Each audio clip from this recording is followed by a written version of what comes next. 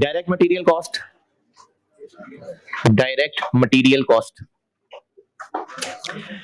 जी सवाल लिखिए। Direct material cost 360,000, 3,60,000 और ब्रैकेट में लिखिए 4,000 units, 4,000 units. Direct labour cost 1,100,000 और FOH 80,000, 80,000।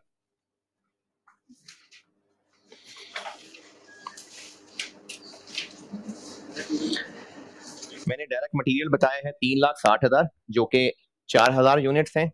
डायरेक्ट लेबर कॉस्ट बताई है मैंने 1,00,000 और FOH बताया है 80,000, 80,000। Normal loss, normal loss 10% of input, 10% of input.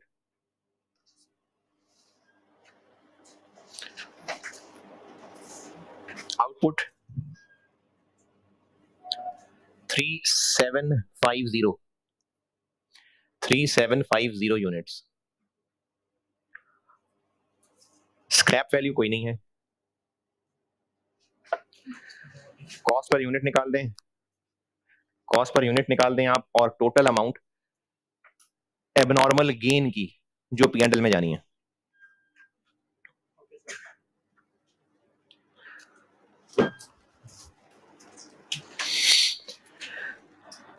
Cost per unit निकाल दीजिए और टोटल एबनॉर्मल गेन जो P&L में आना है उसकी अमाउंट बता दें।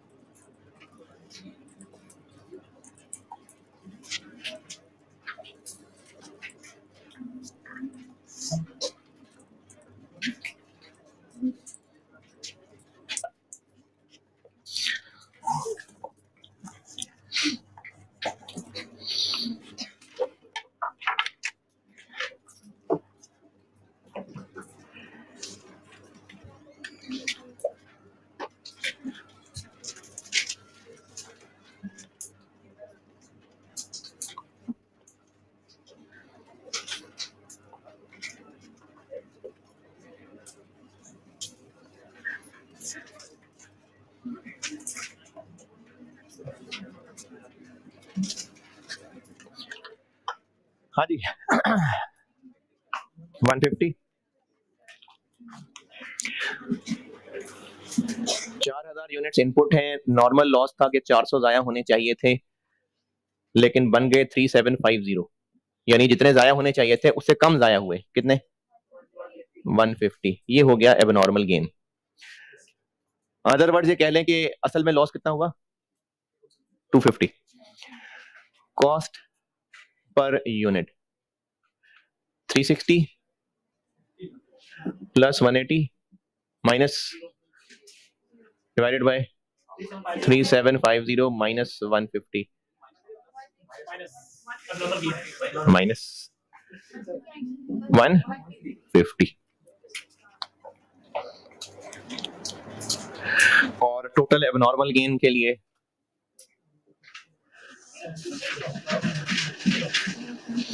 150 यूनिट्स और ये 150 रुपए। 2200।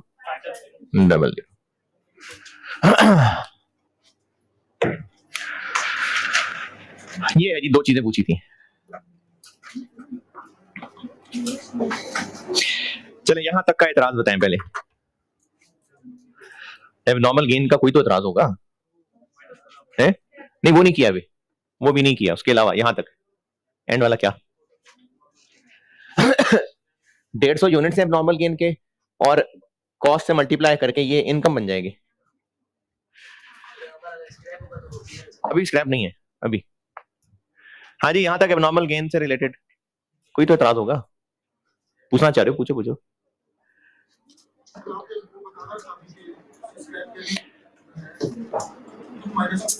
किस में से, कहां से? एबनॉर्मल गेन की सूरत में ना, कि एबनॉर्मल लॉस वाले में भी, इसलिए मैंने भी स्क्रैप वैल्यू नहीं लिखी। यहां तक बताएं जो पूछना है। हाँ जी, यहां तक एबनॉर्मल गेन।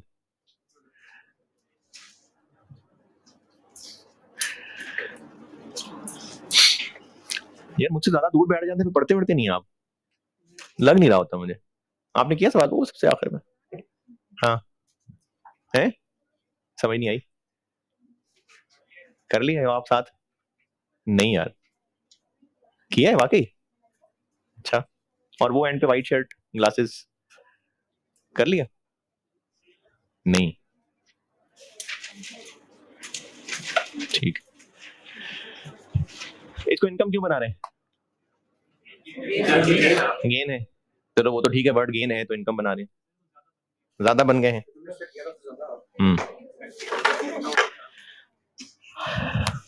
अच्छा, टोटल खर्चा कितना हुआ? नहीं, टोटल खर्चा मैंने कहा इस प्रोसेस में, टोटल इस महीने में खर्चा कितना हुआ? 540 ना, टोटल 540 खर्च हुआ है। इसको इनकम क्यों बनाना है समझा रहा हूं। उससे पहले इधर डिनोमिनेटर में ये कितने बन गए? 3600। तो 3600 से क्यों डिवाइड कर रहे हैं? बने तो 3750 है, तो 3750 से डिवाइड कर देते हैं। जी मैं फिर बता देता हूं कि ये जो नॉर्मल लॉस का कॉन्सेप्ट है ना, ये बनाया ही इसलिए गया है ताकि लॉसेस कभी कम होंगे कभी ज्यादा होंगे, तो उनको स्टेबल करने के लिए अपने लिए एक स्टैंडर्ड सेट कर लिया।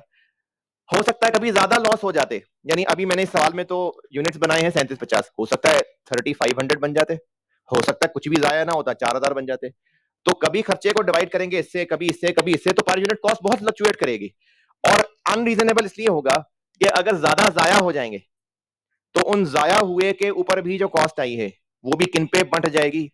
जो बने हैं। तो ये अनफेयर है, इसलिए कंपनी एक स्टैंडर्ड सेट कर लेती है कि कितने जाया होंगे। उसकी वजह दोबारा बताता हूं, अगर कंपनी ने स्टैंडर्ड सेट कर लिया ना कि 10% लॉस होता है, तो इसका मतलब है कि कंपनी को जब भी 9 kg आउटपुट चाहिए होगा, तो उनको पता है कि 10 kg इन करेंगे तो 9 kg निकलेगा, अगर 9 kg इन करेंगे तो नहीं निकलेगा 9 kg। तो कंपनी ने ये स्टैंडर्ड सेट कर लिया ताकि 9 kg बनाने के लिए 10 किलो के ऊपर खर्चा करेंगे तो 9 kg आउटपुट निकलेगा।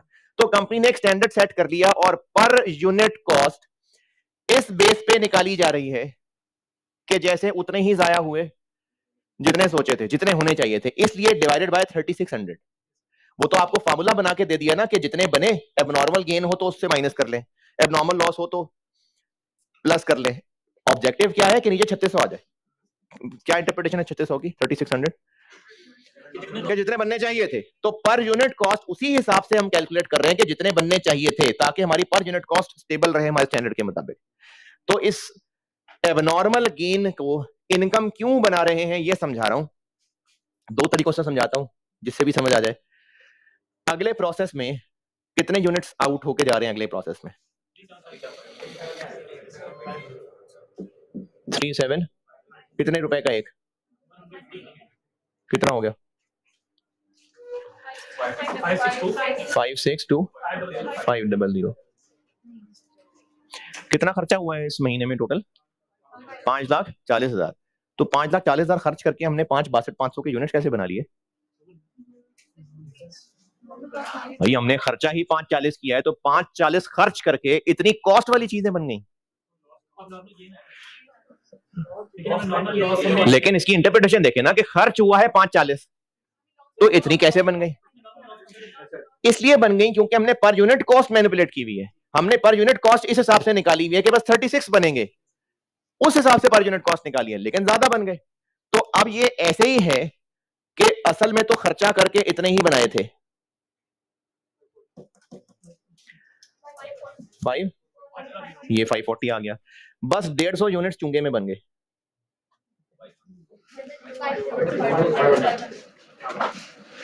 ये जो 3750 बने हैं ना, ये इस तरह से हैं कि भाई खर्चे में बनाए तो 3600 थे, ये मुफ्त में बन गए, तो ये हमारी इनकम, तो इसलिए ये इनकम है।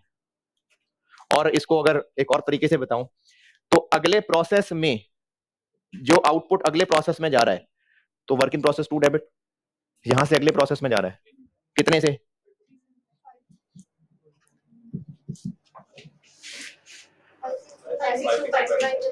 अच्छा, ये एंट्री ना मैं सिर्फ और सिर्फ इसको इनकम बना रहे हैं ये समझाने के लिए बता रहा हूं, वरना असल में ये एंट्री एग्जैक्ट ऐसे नहीं होती। एंट्रीज मैंने पढ़ानी है कुछ लेक्चर्स के बाद, अभी सिर्फ एक बात समझाने के लिए जबरदस्ती की एंट्री बना रहा हूं।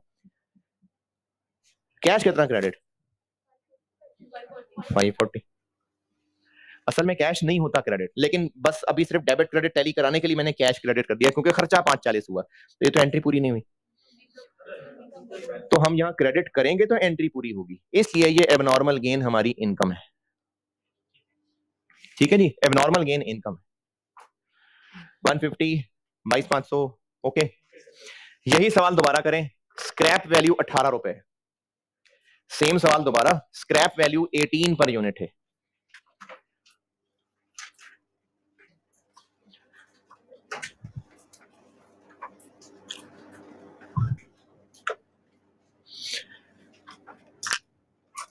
स्क्रैप वैल्यू अगर 18 पर यूनिट है तो ये सवाल करिए दोबारा।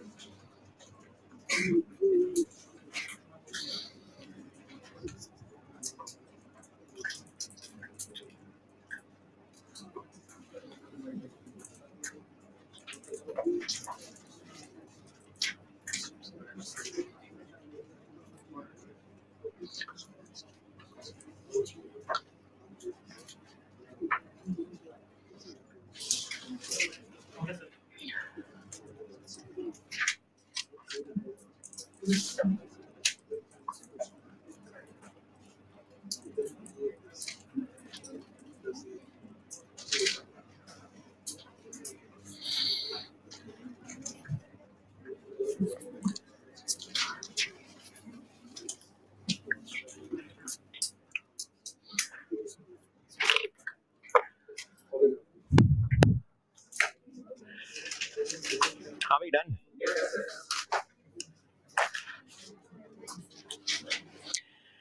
माइनस 400 इंटू 18,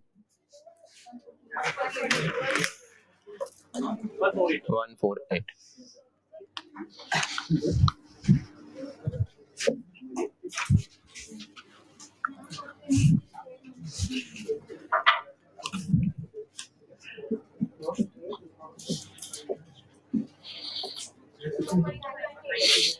वन नाइन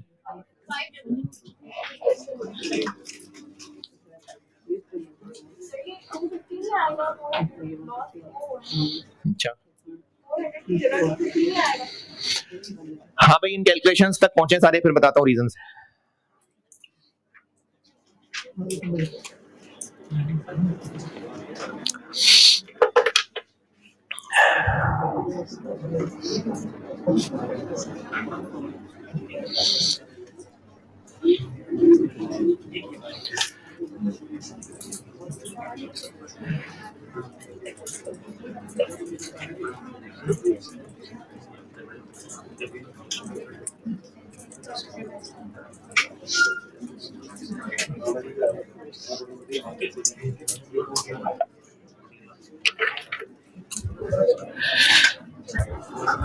जल्दी भाई।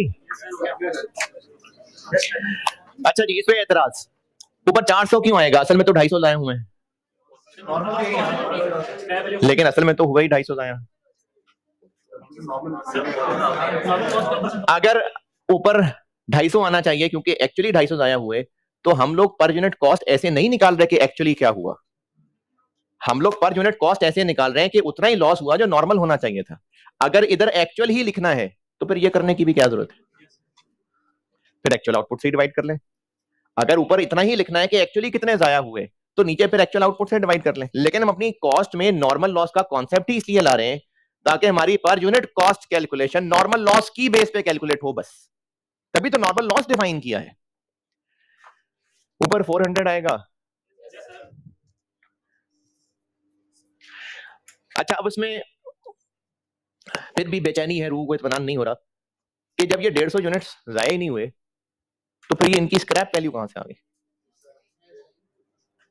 हाँ जी, है ये मसला कि नहीं?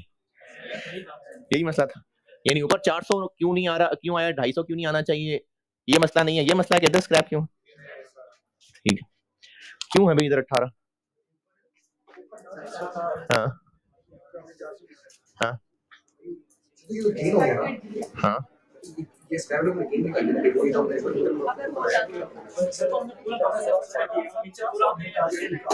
अच्छा अच्छा, ठीक है, हाँ जी, हाँ। तो फिर तो इसको हमें इनकम नहीं बनाना चाहिए था, हम तो माइनस करके बाकी को इनकम बना रहे हैं। हाँ जी, क्या कर रहे हैं? नहीं, बिल्कुल नहीं, इधर की बात कर रहा हूं मैं यहाँ। हाँ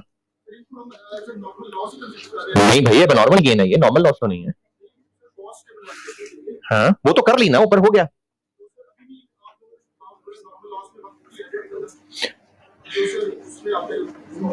हाँ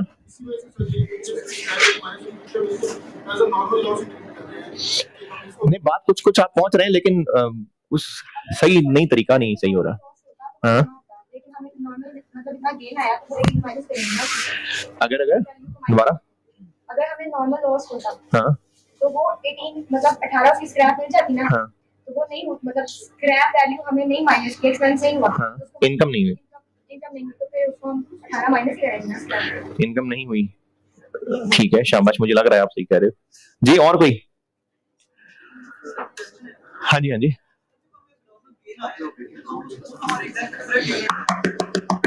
जी,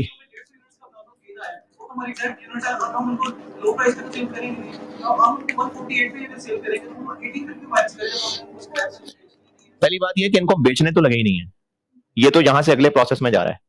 लेकिन चलो फर्ज कर लें ये आखिरी प्रोसेस होता, वैसे तो मैं आपको भी फर्स्ट प्रोसेस पढ़ा रहा हूं, लेकिन फर्ज करते हैं ये आखिरी प्रोसेस होता, तो अब आप ये कह रहे हैं कि नॉर्मल गेन है तो उसको हमने 18 का तो नहीं बेचना था, ये तो स्क्रैप 18 है, यही एतराज है ना? हाँ, यही होना चाहिए एतराज, सही एतराज है आपका, गुड क्वेश्चन। Next question. हाँ, तो हमने उसमें से माइनस करेंगे। हाँ,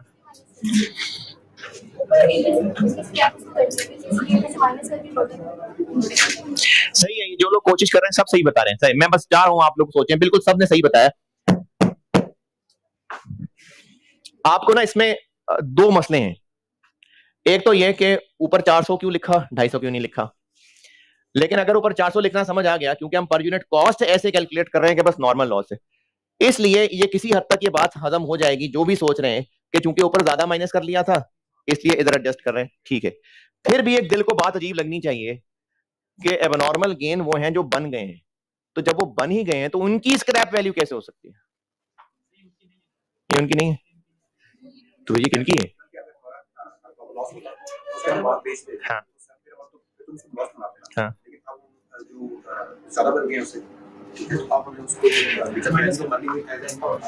तो वो तो इनकम है ना, तो फिर ये 18 को उस इनकम में से माइनस क्यों कर रहे हैं जी? क्या क्या क्या? हाँ, असल से ज्यादा है, हाँ हाँ,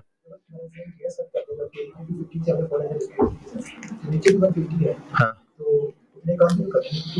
नहीं, मैं वही तो कह रहा हूँ कि आपको अगर ये 400 ऊपर लेस करना समझ आ गया तो आपको ये बात कन्विंस लग रही है कि इसलिए ज्यादा ऊपर माइनस कर दिया था इसलिए एडजस्ट कर रहे हैं, एग्रीड। लेकिन ये बात अजीब नहीं लग रही कि जब ये मुकम्मल हो गए हैं तो फिर इनकी स्क्रैप वैल्यू कैसे हो सकती है? ये तो पूरे साबित, यही कह रहे थे आप ना, मोस्ट एलिमेंट में नॉर्मल लॉस भी शामिल है तो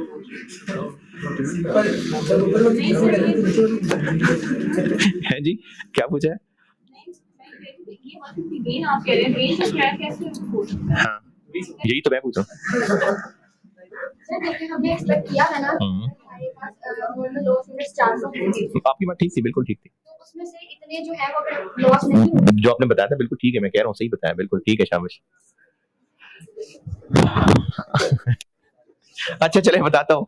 वैसे तो मुझे उम्मीद है कि बताने से भी फर्क नहीं पड़ेगा, लेकिन बताने की कोशिश करता हूँ। अच्छा अभी तो मैं ये बात बता रहा हूँ, लेकिन कल वर्किंग प्रोसेस ओपनिंग परसों, प्रॉब्ली परसों लॉसेस मिक्स करके वर्किंग प्रोसेस पढ़ाऊंगा, तब ये बात मुझे दोबारा समझानी पड़ेगी, इसलिए तब दोबारा करूंगा। आप जितने लोग यहाँ बैठे हुए हैं, आप जिंदा हैं अल्हम्दुलिल्लाह? नहीं, आप वो नहीं है जो जिंदा है, आप वो हैं जो मरे नहीं है। वाह,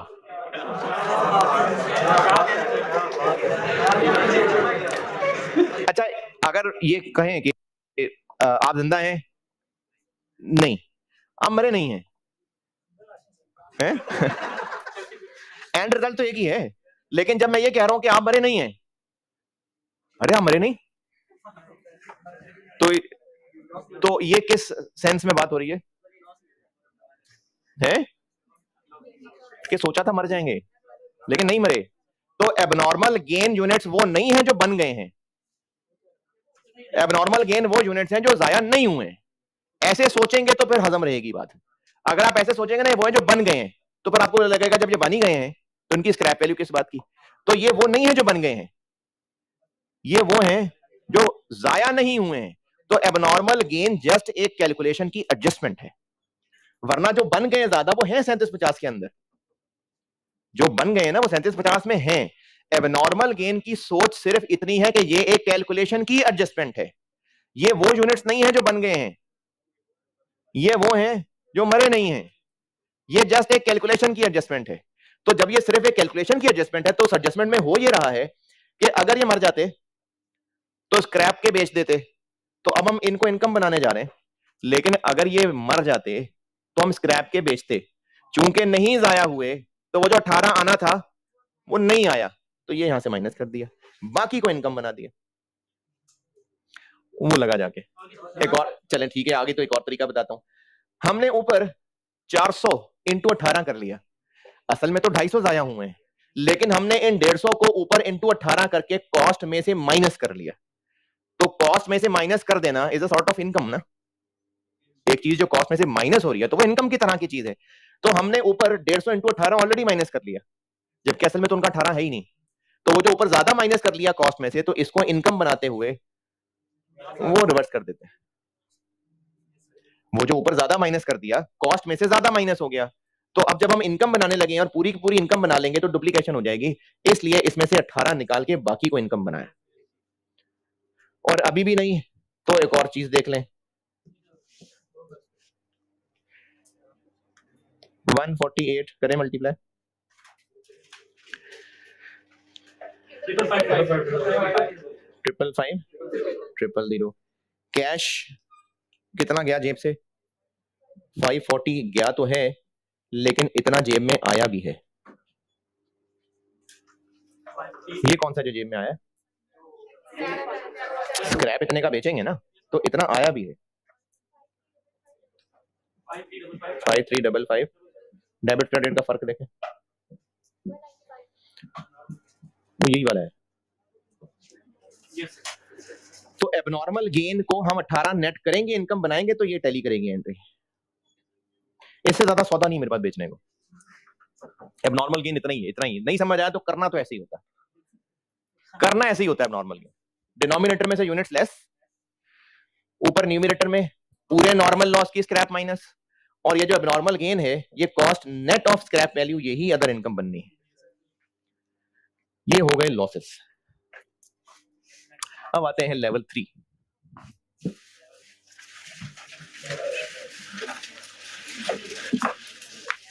लेवल 3 कर लेते हैं।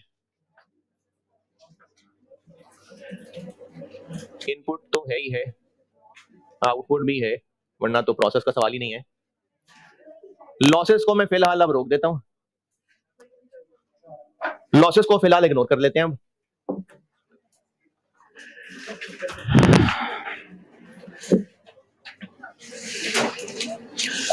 और क्लोजिंग वर्क इन प्रोसेस है, ओपनिंग अभी फिलहाल नहीं है, कल ओपनिंग भी ले आएंगे।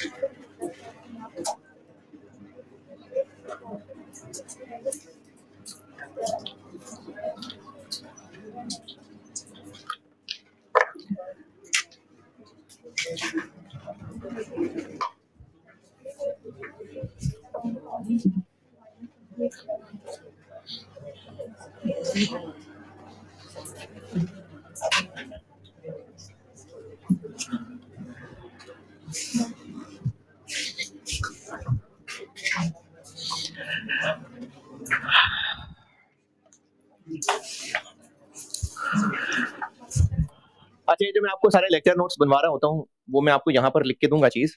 अभी सिर्फ वैसी जैसे कल वो कैलकुलेशन खेल रहे थे मजे के लिए, बस ऐसी बस मैं कुछ बच्चों को ना कैलकुलेशन में उलझाने के लिए एक काम बता रहा हूँ। जो कमजोर दिल बच्चे ये काम ना करना चाहें वो भी गेम गुम खेल लें। मैं आपको ना कुछ कैलकुलेशंस बताने लगा हूँ और उस पर दिमाग इस्तेमाल करें। और उस दिन भी मुझे लगता है वहां खड़ा हुआ था, उस दिन भी हम बात कर रहे थे कि कौन सा टॉपिक था पता नहीं, बोला कोई कैलकुलेशन एफिशिएंसी पे खेल रहे थे उस दिन हम।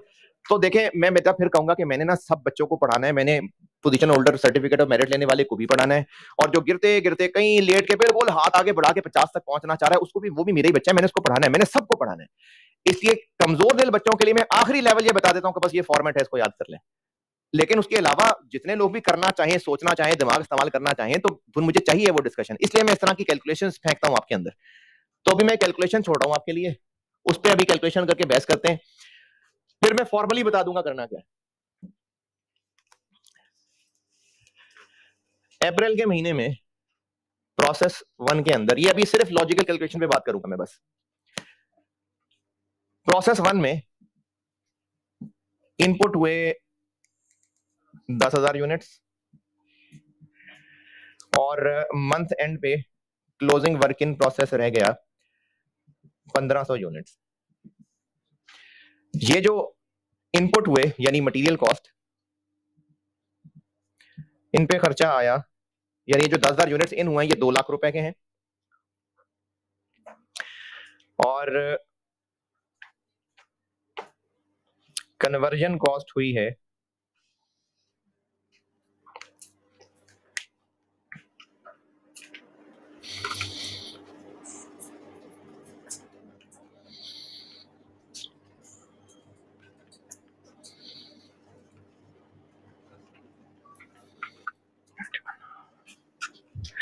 291,000।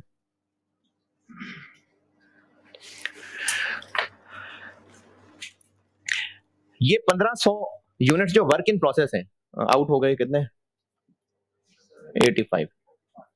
ये जो 1500 वर्क इन प्रोसेस है, क्या ये मतलब है कि अप्रैल के महीने के शुरू में 10,000 यूनिट्स इन हुए थे, पूरा महीना वो मशीन के अंदर पकते रहे, सड़ते रहे, जलते रहे, फिर महीना एंड हुआ, ढक्कन खोला, इतनों ने कहा भी रहने दो, बाकी आउट हो गए। फिर ये 1500 कौन से हैं? जितने जितने प्रोसेस में इन हो रहे थे, कुछ घंटों के बाद प्रोसेस मुकम्मल होता था, वो मशीन से आउट हो जाते थे।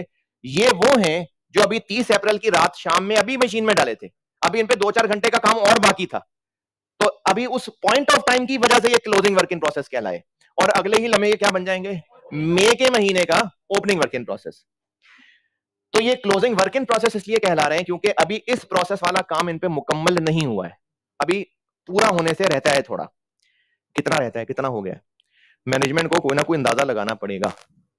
जैसे बिरयानी पक रही हो घर में, भूख भी लग रही हो आपको, और अब अम्मी से पूछे अम्मी कितनी देर, तो कितनी देर, बस 2 मिनट, तो ये सियासी जवाब हो गया। अगर वो कहें आधा घंटा, तो उन्होंने कोई कैलकुलेशन करके कहा होगा ना आधा घंटा। उन्होंने उस गोश्त की हालत देखी होगी, चावलों की हालत देखी होगी कि इतनी देर प्रोसेसिंग होनी थी, इतना को काम और होना बाकी है, तो उन्होंने ये अंदाजा ही लगाया है। तो जो मैनेजमेंट है जो इस सारे प्रोसेस को गवर्न कर रही है, उन्होंने इन 1500 यूनिट की हालत देख के अंदाजा लगाना है कि ये कितने % हो चुका हुआ है। तो मैनेजमेंट ने कहा कि जी ये ना मटेरियल के एतबार से तो पूरा है, मतलब गोश्त, चावल, आलू सब डल गए हुए हैं, मटेरियल कॉस्ट के हवाले से तो कंप्लीट है ये, लेकिन कन्वर्जन अभी इसमें और होनी है। तो ये 80% कंप्लीट है विद रिस्पेक्ट टू कन्वर्जन। ये इन 1500 यूनिट्स का ये स्टेटस है कि मटेरियल के एतबार से कंप्लीट है, लेकिन कन्वर्जन का काम इन पे अभी और होना बाकी है। तो 80% ये कंप्लीट हो चुके होंगे। अब मेरा सवाल है आपसे, कैलकुलेशन में कोशिश करिएगा सारे लोग। अच्छा देखें, आप खुद अपने तौर पे रोक लें, अपने आप को तो रोक लें, अदरवाइज ट्राई बेटे जरूर किया करें। बेशक आपको लग रहा हो कि बहुत ऊंची बातें, क्या पता आप भी आपका भी कद बढ़ जाए, कोशिश किया करें कैलकुलेशंस की। मेरी रिक्वायरमेंट ये है कि जो 8500 यूनिट्स अब आउट हो गए हैं, तो पर यूनिट कॉस्ट कितनी है? नहीं, इतना सिंपल नहीं है, करें कैलकुलेट। ये जो 8500 यूनिट्स अब आउटपुट है, इनकी निकालिए पर यूनिट कॉस्ट क्या है, करें कैलकुलेट। पर यूनिट कॉस्ट करिए कैलकुलेट।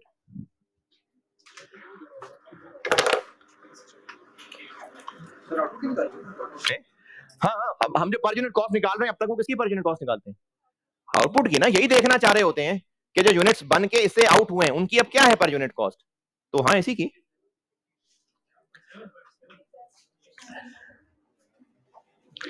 करें करें करें, ट्राई करें।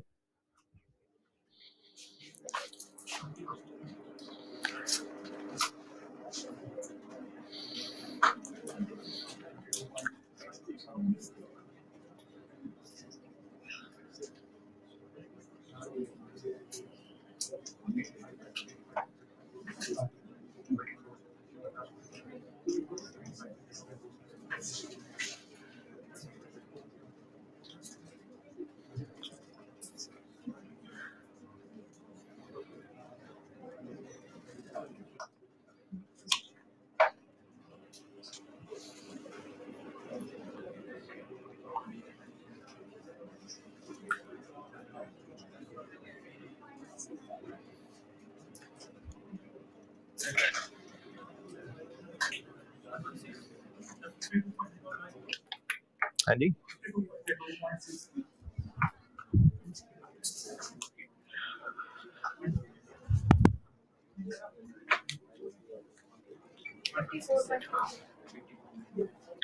हाँ जी, 50.91 और 52.63, 54.23 और जी 57.76 और 43.28,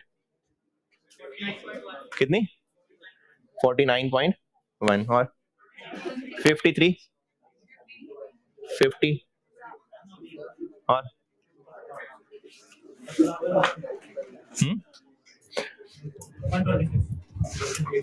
कैलकुलेट नहीं किया,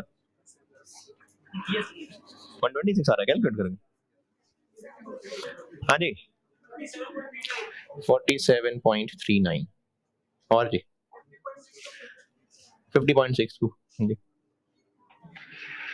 अच्छा, जो लोग कैलकुलेट कर रहे हैं और बोल रहे हैं और बाकी लोग हंसेंगे, तो ये कोई बेइज्जती वाली बात नहीं है। मैं यही चाह रहा हूँ आपसे, कैलकुलेशन करें, शाबाश। हाँ जी, बस 74.6 कितने जी, 60.6, 53, चलो ये लो 0.6 कर लेते हैं। हाँ जी, और 45.1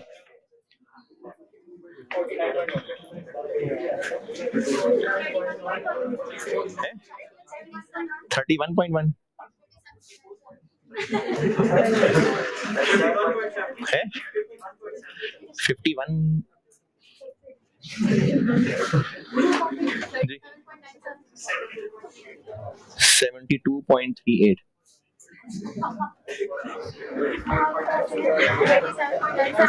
कितने?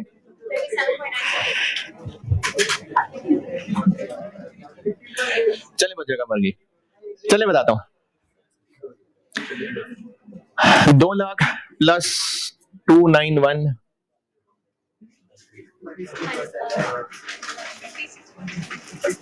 अच्छा एक मिनट, नहीं ये 50 किसने बताया?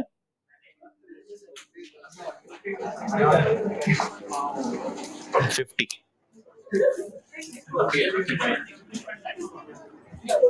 हाँ जी 50 आंसर है, डिवाइडेड बाय, अच्छा ऐसे किया हो किसी ने, इसमें क्या गलत है?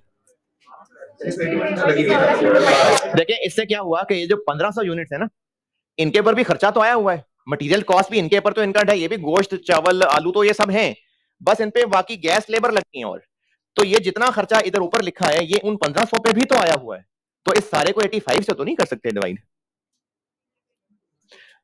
अच्छा किसी ने किया होगा शायद 291%, 291,000 का 80%, शायद ऐसा कुछ किया हो, ये भी है कोई? इसमें गलती ये है कि ये जो 1500 यूनिट्स पे खर्च हुआ है, अभी वो 80% है, और काम होगा तो और खर्च होगा, अभी तक जितना खर्च हुआ है वो ये है, इसी को थोड़ी फिर 80% कर लेंगे, इस पे काम अभी 80% हुआ है, और काम हो जाता तो ये खर्चा और बढ़ जाता, तो इस खर्चे का तो नहीं ना 80% लगेगा, तो नहीं ये भी सही नहीं है। अच्छा हो सकता है किसी ने किया हो 2 लाख प्लस 291 डिवाइडेड बाय 10,000, तो ये जो हम लोग कॉस्ट निकाल रहे हैं ये per unit of output, in other words ये कह लें कि पर यूनिट नहीं, पर कंप्लीटेड यूनिट। देखिए अगर ये आंसर, ये जितने भी आंसर निकाले हैं, काफी सारा रश है, ये जितने भी आंसर निकाले हैं, अगर ये रुपीस पर यूनिट आप उन 8500 के लिए इस्तेमाल करना चाह रहे हैं, तो 8500 क्या है जो कंप्लीट हो गए ना, तो हम कह रहे हैं फिर ये रुपीस पर कंप्लीटेड यूनिट है, तो जब पर कंप्लीटेड यूनिट है तो फिर डिवाइडेड बाय भी तो कंप्लीटेड यूनिट ही होना चाहिए, तो 1500 तो भी कंप्लीट ही नहीं हुए, इसलिए हम इस सारे खर्चे को 10 से डिवाइड करके ये थोड़ी कह सकते हैं कि 1 यूनिट मुकम्मल होगा तो कितना खर्चा, 10,000 पूरे तो हुए ही नहीं मुकम्मल। हाँ जी और को हाथ उठाना रहा था जी, ठीक है,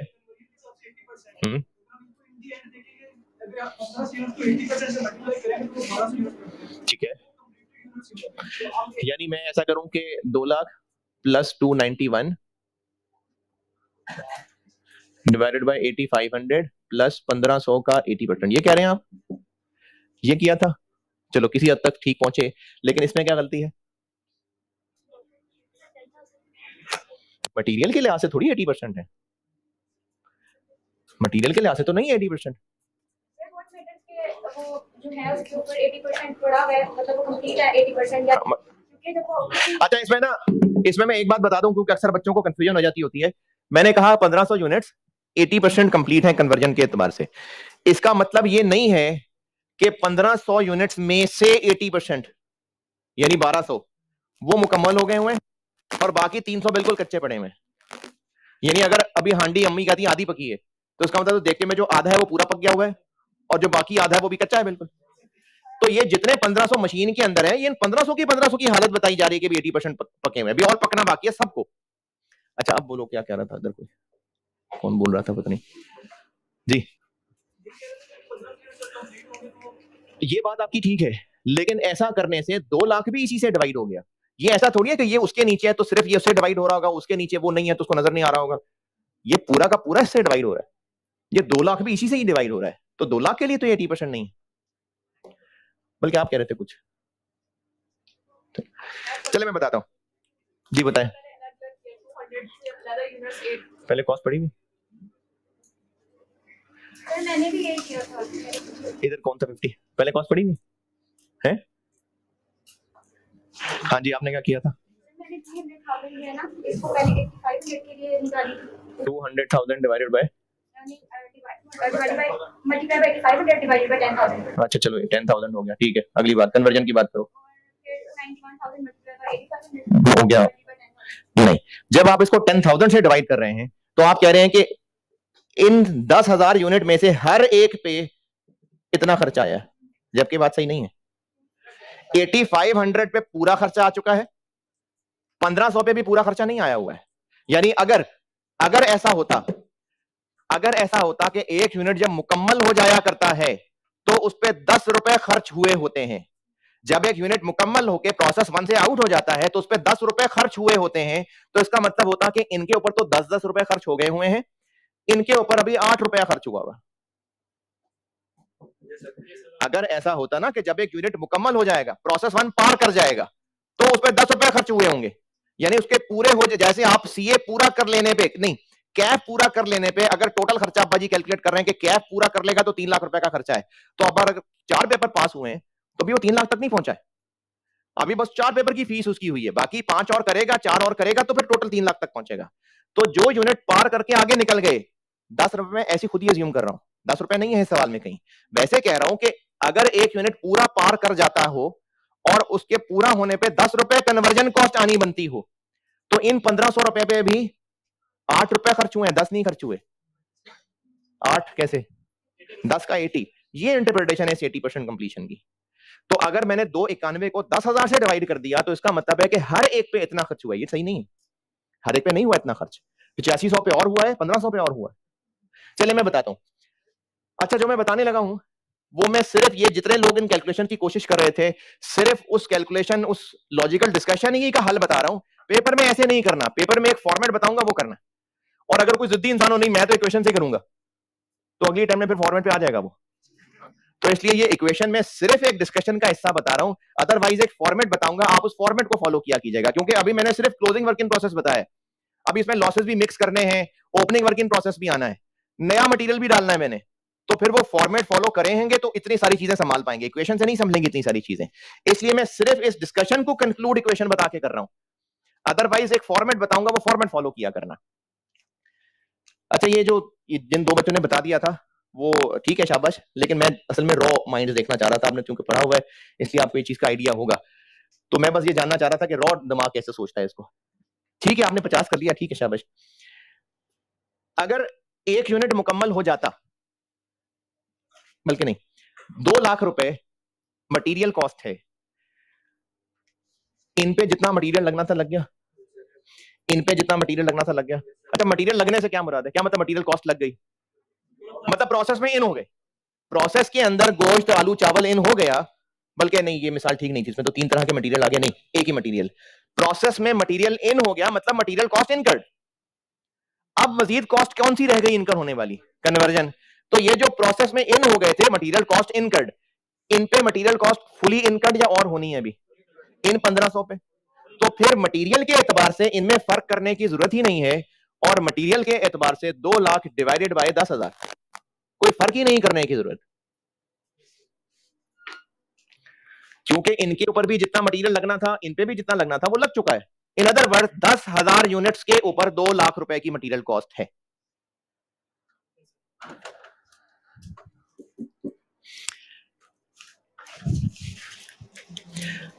ये जो 8500 यूनिट्स हैं ये मुकम्मल हो गए। अगर एक यूनिट मुकम्मल होके बाहर आ जाता तो उस पे कन्वर्जन की X रुपए कॉस्ट आई होती।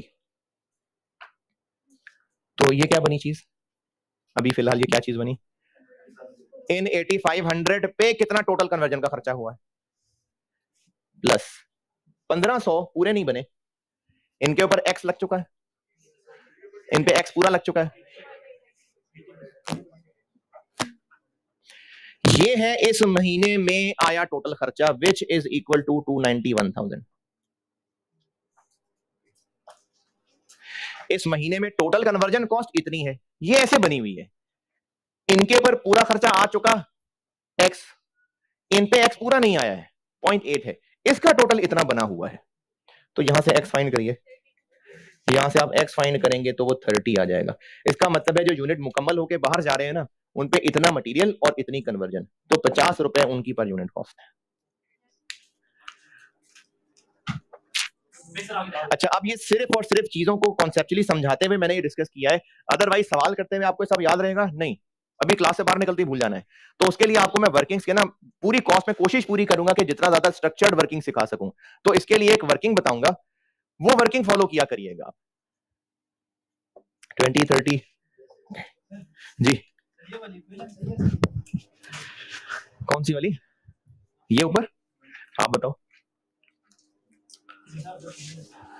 लेकिन क्यों गलत है ये?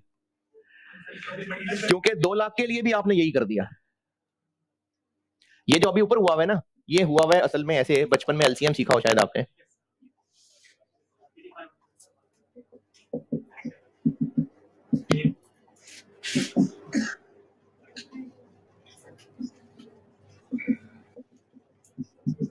ये हुआ है ऊपर,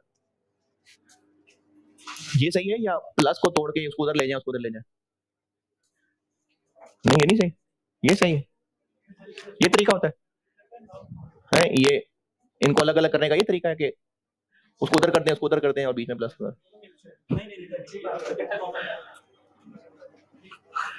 तो ये बात सही है, ये सही नहीं है, इसलिए वो गलत है।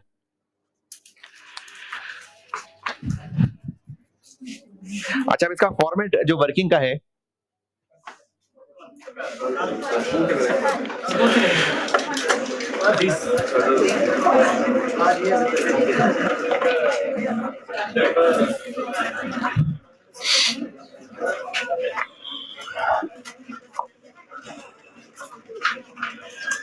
अच्छा सीफे मेरा खत्म है तो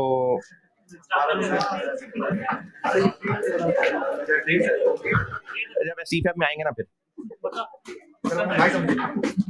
नहीं आना सीफे में। अब ये है कि एक्स्ट्रा क्लास तो होगी,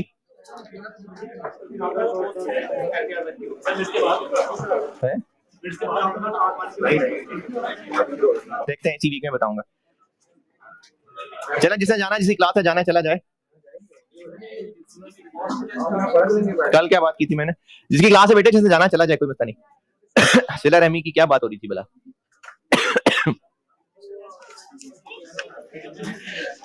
अच्छा, ये टेस्ट में इश्यूज रहे हैं, मुझे बिल्कुल अंदाजा इस बात का, मैंने पहले भी क्लास में कहा था। चले, आप तो नए लोग हैं, कौन की क्लास है ये। टेस्ट में इश्यूज रहे हैं, बिल्कुल रहे हैं, आई एडमिट। मेरी मसरूफियत थी, मैं उस तरह से नहीं देख पाया, टीएस भी बहुत ज्यादा चेंज हो गए तो नहीं सही टेस्ट हो पाए। अब बहरहाल सीफैप खत्म है, अब इंशाल्लाह हुआ करेंगे हर जुम्मे को, जैसे पहले होते हैं जुम्मा हफ्ता, तो वो हुआ करेगा अब अगले इस वीकेंड से। आप सिर्फ इतना जहमत करिएगा कि मंगल वाले दिन या मैक्सिमम बुध को तो मुझसे पूछ लिया कीजिएगा कि अभी जो जुम्मे हफ्ते को टेस्ट है उसमें क्या टेस्ट होना है, ये पूछ लिया करें। और ऑनलाइन वालों को ना, ग्रुप में भी ये बात की गई थी लेकिन अभी भी कंफ्यूजन चल रही है। आप ऑनलाइन वाले बच्चों के लिए बेटा कोई दिन की कैद नहीं है, ऐसा नहीं है कि टेस्ट कितने बजे अपलोड होना है और कितने बजे तक कर सकते हो। फ्लाइट थोड़ी है जो मिस हो जानी है आपकी, आपके पास पड़ा होगा, वो जब मर्जी करेंगे टीए उसको मार्क करके देगा आपको। तो आप लोगों के लिए टाइम की कैद नहीं है ऑनलाइन वालों के लिए। सिला रहमी की क्या बात कर रही है? हाँ जी, अच्छा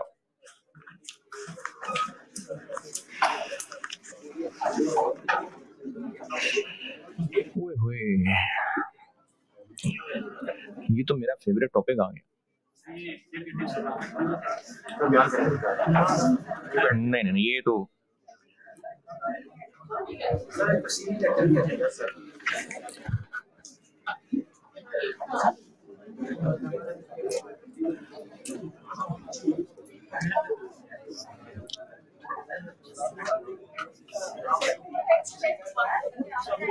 देखता हूँ।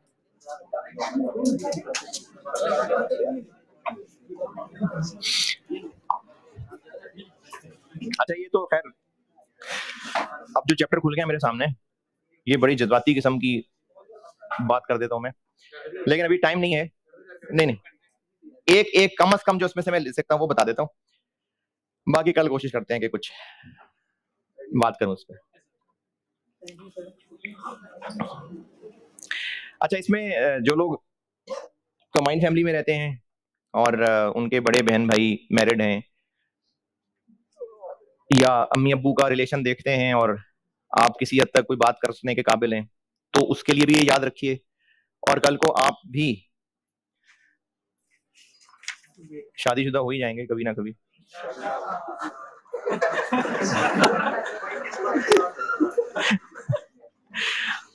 हो ना हो, सीए हो ना हो, मैं शादीशुदा जरूर होना चाहिए इंसान को। तो चलें, हो जाएंगे कभी ना कभी, कभी 2 4 5 10 20 साल में हो ही जाएंगे। तो तब शायद ये बात याद रह जाए। अगर अभी के लिए भी देखें, अगर आपकी फैमिली में इस तरह से टर्म्स हैं जो मैं आपको बात बता रहा हूँ, तो फिर आप कोशिश करिए कि आप अपने भाई बहन माँ बाप तक बात पहुंचाएं। कुछ लोग होते हैं जो, हमारे यहाँ एक मिजाज बन चुका है, गांव वगैरह में ज्यादा है ये जो गांव वगैरह के इलाकों में ना, उनमें ये बात ज्यादा है, शहरों के अंदर उतनी नहीं है, लेकिन गांव वगैरह में ज्यादा है। वो ये है कि जो मियाँ बीवी का ताल्लुक है, मियाँ बीवी का रिश्ता है, और मियाँ शौहर अगर बीवी के ख्याल में, उसकी खिदमत में बीमार है, कुछ जरा से अगर अल्फाज भी बोल देगा तो समझा जाएगा कि भाई ये तो चुड्डू है, ये तो रनमुरीद है, और ये उसकी सीधी जाके मर्दानगी को चैलेंज हो जाएगा। और शहरों में नॉर्मली कम है, ज्यादा मसला गांव वगैरह में होता है। और इसकी वजह से क्या होता है कि, अच्छा अभी चलें, ठीक है, अभी आप नहीं हैं स्टेज पे, हो जाएंगे इंशाल्लाह, कभी ना कभी होंगे, कभी ना कभी।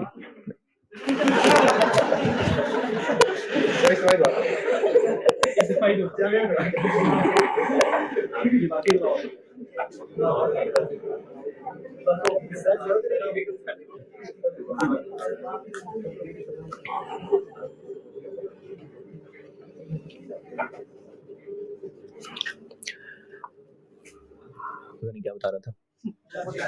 हाँ, शादी। अच्छा, उसकी वजह से क्या होता है कि कुछ लोग ना इंटेंशनली रवैया सख्त कर लेते हैं।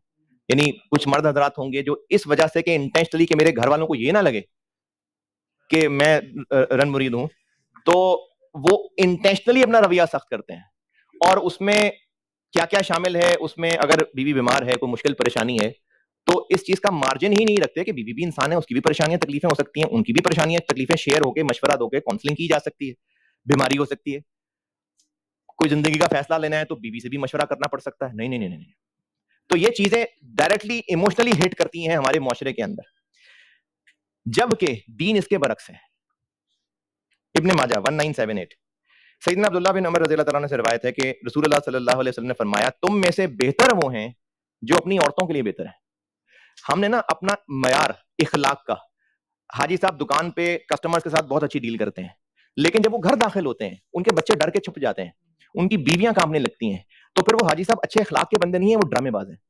क्योंकि उन्होंने कस्टमर्स के साथ जो अच्छा अखलाक रखा है, एक्चुअली वो अच्छा अखलाक नहीं है, वो बस कस्टमर डीलिंग्स के लिए टैक्टिक्स हैं। असल इखलाक ही तब पता चलता है जब घर के अंदर एंटर होते हैं।